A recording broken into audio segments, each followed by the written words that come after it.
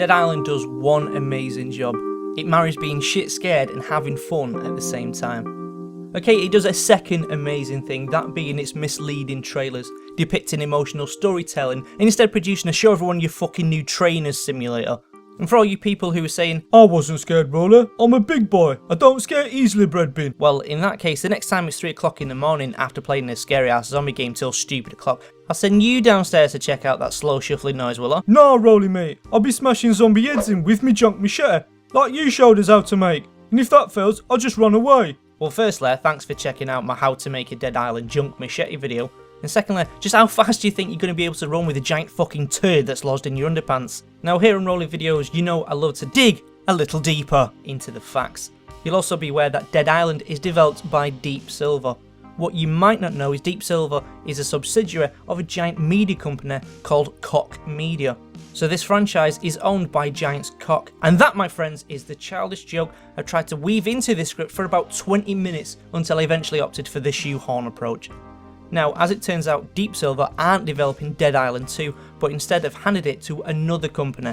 The company in question is named Sumo Digital, which is based in England. Yes, go on, son, show what you've got. Go on, get it up. Yay, show what the English can do. Yay! English developers, finally some decent fucking games. Don't lock it up and... But unfortunately, they outsource jobs to India to undercut their fellow countrymen. Oh, you dirty, rotten bastards. Now, it's exactly this shithead practice that fucks over a country's internal pool of talent and future career prospects.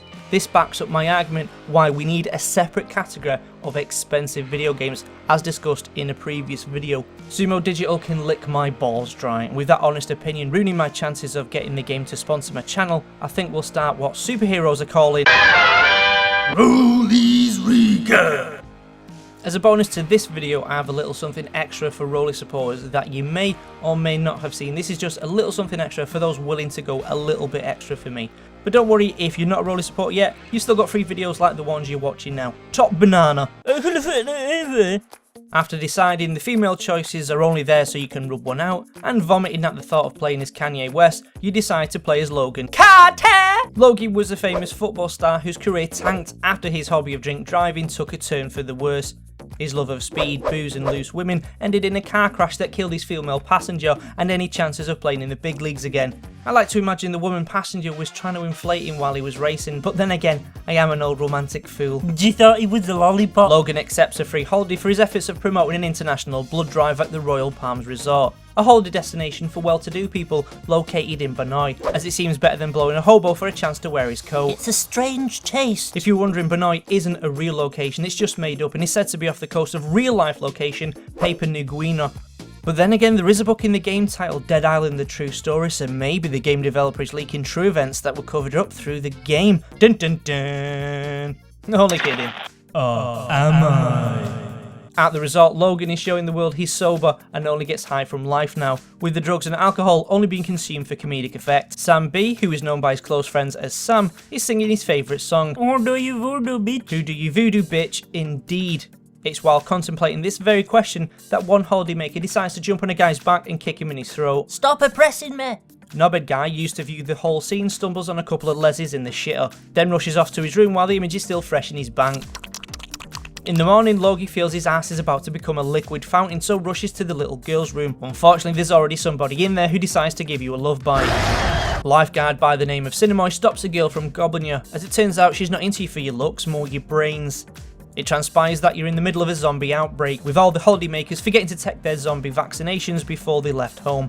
Which is a shame. I mean, I know some people complain the zombie vaccine can lead to children getting autism, but until we have a proper widespread discussion about it, we won't really be able to make up our minds for sure. Message! Upon learning you're immune to the zombie virus, and here's a little something for you watching this video, part of a rare blood group shared by all the immune heroes, O negative, the world and his dog as you're trekking from A to B, doing small menial tasks that you wouldn't do in normal times, let alone when fuckers are trying to bite your ears off. You do end up helping the other survivors, most likely because they remind you of the Tamagotchi you had as a kid which died when you dropped it in the garden, and are still racked with guilt into adulthood about. Oh, why did you let me die? Whatever the reason, you end up trying to save these people. first getting them digs in a Lifehouse, then bagging them munchies from Lidl. It's like real food, but cheaper. Accompanied by Jin, no, not the alcoholic mood enhancer, a female woman girl named Jin who is the daughter of a mechanic who bargained for her safe passage in exchange for him pimping out your ride. Off you all pop to the supermarket to get tubs of ice cream when you drop into the church to laugh at all the religious people. It's not real, you bastard. Being in the church isn't as amusing as you thought it'd be. Turns out those who believe in a religion tend to be the feeble of body and mind type and not the fun-loving criminals you want to be kicking it with. So like a dip your ball bag in a blender patter, you only stay as long as necessary to find out all the rich folk have the food that your clique deserve. You bribe your way from rich people hidey hole to the supermarket as at the minute their offers are a steal, only to cause all the rich people to die because you're a bit of a bell end. Jin decides it would be a great idea to feed the local gangs who were murdering people with all the food you just risk your lives to acquire, thinking that they'll A, see the error of their ways, or B, kidnap her and give her some friendly fondling. The gang go for option fondle and free food because fucking obvious they do. Ready for love. You rescue Jin, who now smells of salty embarrassment, and take all the frozen fish fingers back to your adopted gang of drips at the Lifehouse.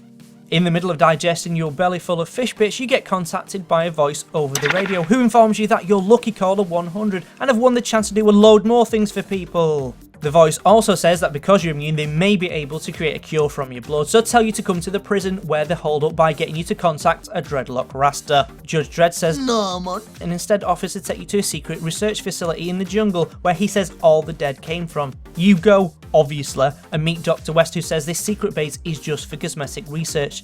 You smell the bullshit over the rotten corpses, but let him carry on his patter. He informs you that the virus seems to have come from the people in the jungle and takes a blood sample from each one of the heroes for science. Turns out that something in your collective blood works kills the virus in its tracks, but as the doctor says, it might just be a coincidence that you're all O negative. To me, going out to a discotheque and bumping into a fucker wearing the same shirt is a coincidence. 4 people sharing a blood type that kills an infection carried through the bloodstream seems a bit more like a step towards the answer. Still, luckily for the world, I don't do science, so we accept Dr. West's request to go and get a blood sample from the locals. So you show the locals your new trainers and collect the blood samples with a machete-shaped syringe needle. No sooner have you give old Doc Mitchell the sample that he tells you to go stare at the crack of the tribe's chief for what seems like forever as you collect a sample from a non-infected mummy. The chief shows aggression towards a girl you've never met before, so you shoot him, set the girl and a small doggy bag of mummy flesh in case you get hungry on the journey back. Strange girl and you become BFFs and she tells you that was a dad you just shot without thinking twice. Luckily, you dodge the awkwardness by dropping her with old Doc West. Now, dear, you're going to feel a little prick. He wants some alone time with the girl, so you go paint your nails and old Rasta has a change of heart about giving you a piggyback to the prison.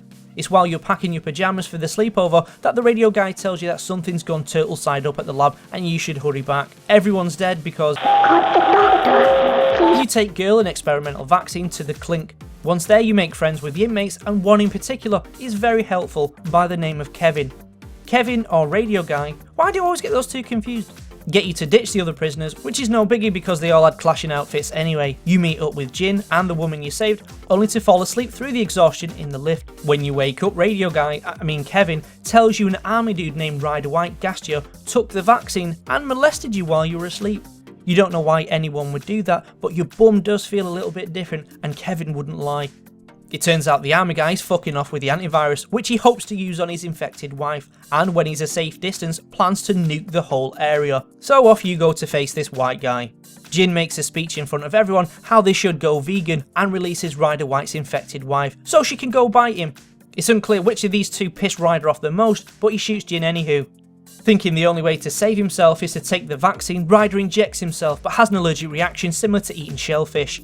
You kill the bad guy, save the girl, and helpful Kevin flies everyone to the safety of a metal military boat where nothing could possibly go wrong. The end. Now, I'm a fan of the Dead Island games, and by that I mean Dead Island and Dead Island Riptide. The others, to be honest, look like wanky cash grabs, so I'm conflicted to whether Dead Island 2 will be any good or not. You see, the story for the series is really good, a bit poorly executed, but good. Like I said in my video about the pillared effect in games, everything points to Dead Island 2 being a turd. They've dicked about with the release times, which isn't always a bad thing, but when you throw in the other titles that they've made which were just built to milk a few more quid out of the fans, and hand in the development of the new game to a studio that employs shitty practices, like I mentioned at the start of this video, then it starts to swing one way for me. In fairness, with the misleading trailers, which I like by the way, in games made for getting exposure from floppy dyed-haired screaming YouTubers, you could expect the game to drop all idea of having a story in the first place and focus on the YOLO I ain't got time for no story brigade.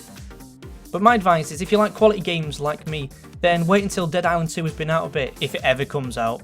You know, until you can see the gameplay. Not just by the ones who get slipped a copy early or pay to say nice things about it. Then, if it still catches your eye, maybe pick it up in a sale. That's what I'll be doing. Kisses!